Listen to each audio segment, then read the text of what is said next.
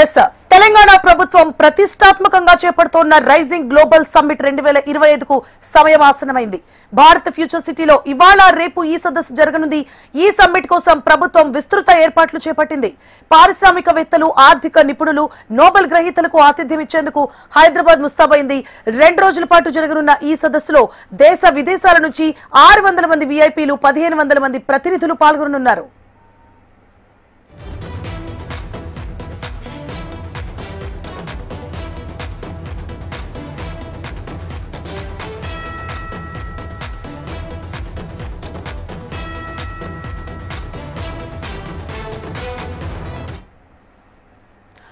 తెలంగాణ ప్రభుత్వం ప్రతిష్టాత్మకంగా చేపడుతున్న రైజింగ్ గ్లోబల్ సమ్మిట్ 2025కు సమయం ఆసన్నమైంది.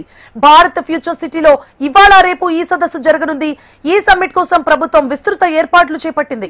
పారిశ్రామికవేత్తలు, ఆర్థిక నిపుణులు, నోబెల్ గ్రహీతలకు ఆతిథ్యం ఇచ్చేందుకు హైదరాబాద్ ముస్తాబైంది. 2 రోజుల పాటు జరగనున్న ఈ సదస్సులో దేశ విదేశాల నుంచి 600 మంది విఐపీలు, 1500 మంది ప్రతినిధులు పాల్గొననున్నారు.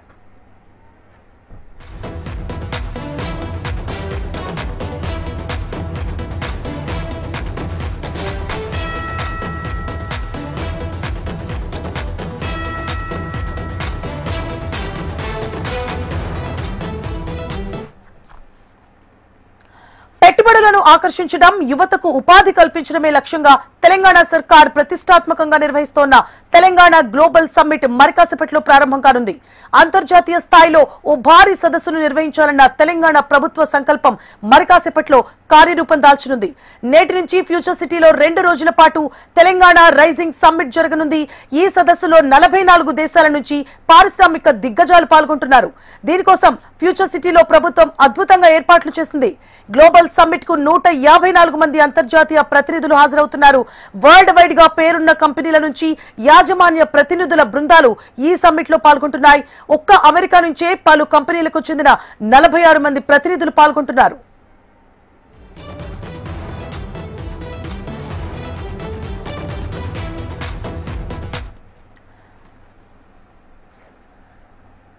సుమారు 2000 మంది దేశ, విదేశీ అతిథులు గ్లోబల్ సమ్మిట్ ప్రారంభ వేడుకకు హాజరవుతున్నారు.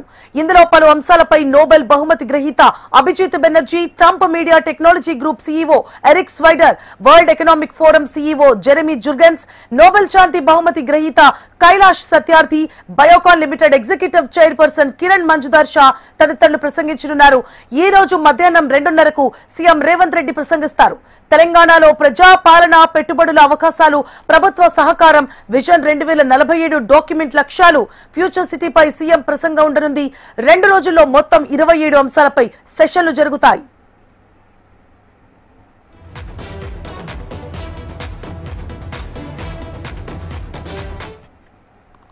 గ్లోబల్ సమ్మిట్ వేదికను అత్యంత ఆకర్షణీయంగా, ఇతర ప్రాంగణాలను అన్ని వసతులతో ఆకట్టుకునేలా ఏర్పాటు చేశారు. ప్రాంగణం బయట ప్రాంతమంతా కూడా పచ్చదనంతో కలకలలాడుతోంది. గ్లోబల్ సమ్మిట్ ప్రాంగణం మధ్యలో పలు రకాల పూల మొక్కలు ఆకట్టుకుంటున్నాయి.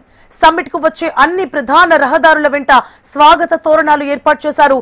సమ్మిట్ జరిగే ప్రాంతంతో పాటు ప్రాంగణంలో డిజిటల్ స్క్రీన్స్ ను ఏర్పాటు చేశారు.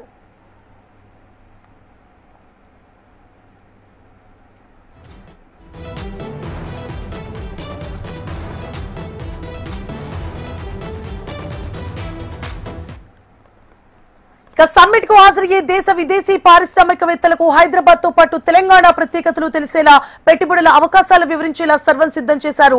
ఇక తెలంగాణలో మరికాసేపట్లో జరగబోయే గ్లోబల్ సమ్మిట్ సదస్సుకు సంబంధించి మరిన్ని డీటెయిల్స్ ని మా ప్రతినిధి ప్రేమ్ లైవ్ లో అందించడానికి సిద్ధంగా ఉన్నారు. ప్రేమ్.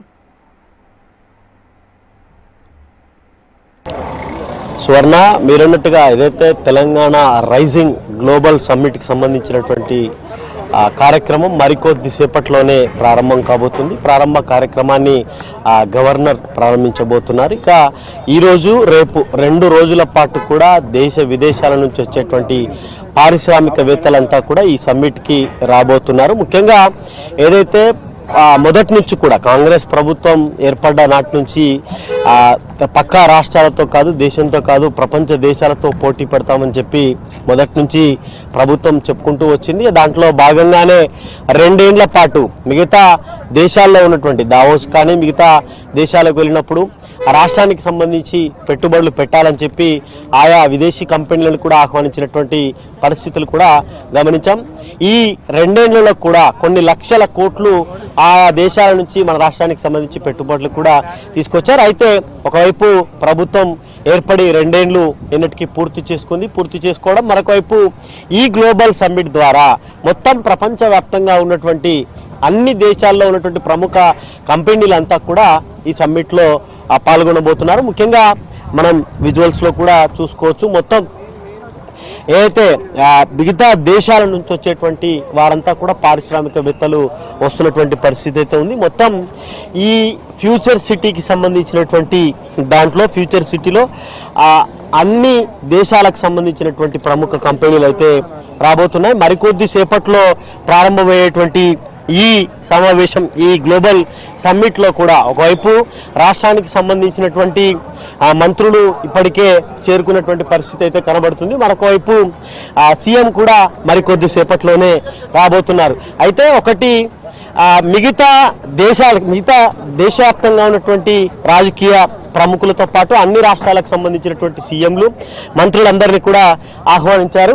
అయితే ముఖ్యంగా ఇప్పుడు ఈ సమ్మిట్లో భాగంగా మరికొద్ది సేపట్లోనే మొత్తం ఏర్పాటు చేసినటువంటి ప్రతి హాల్లో కూడా ఒక్కొక్కరు ఒక్కొక్క సెషన్ వారిగా ఇవ్వచ్చు. మనం చూసుకోవచ్చు. ఒకటి హాల్ నెంబర్ 1లో ఈ ద జస్ట్ ట్రాన్సిషన్ ఇంటూ 2047కి సంబంధించినటువంటి తెలంగాణ భవిష్యత్తు ఇంధనం గ్రీన్ ఎనర్జీ దిశలో అనే దానిపై కూడా హాల్ 1లో కాబోతుంది. మరొకవైపు హాల్ 2కి సంబంధించి గ్రీన్ మొబిలిటీ, ఎలక్ట్రిక్ వాహనాలు, నాన్ ఎమిషన్ టెక్నాలజీకి సంబంధించి హాల్ 3లో ఈ సాంకేతిక రంగంలో సెమీ కండక్టర్, ఫ్రంటియర్ టెక్నాలజీ అవకాశాలు, మరొకవైపు హాల్ 4 కూడా విద్యారంగంలో తెలంగాణ గ్లోబల్ సెంటర్ తీర్చిదిద్దేటువంటి వ్యూహము, దాంతోపాటుగా ఏరోస్పేస్, డిఫెన్స్ రంగాల్లో తెలంగాణ అభివృద్ధి, అంతర్జాతీయ అవకాశాలు, నైపుణ్య మార్పిడికి సంబంధించినటువంటి అంశం, ఆరోగ్య రంగం అభివృద్ధి దిశగా చర్చ, దేశాల్లో సాంకేతిక నైపుణ్యాల సహకారం, ఇవన్నీ కూడా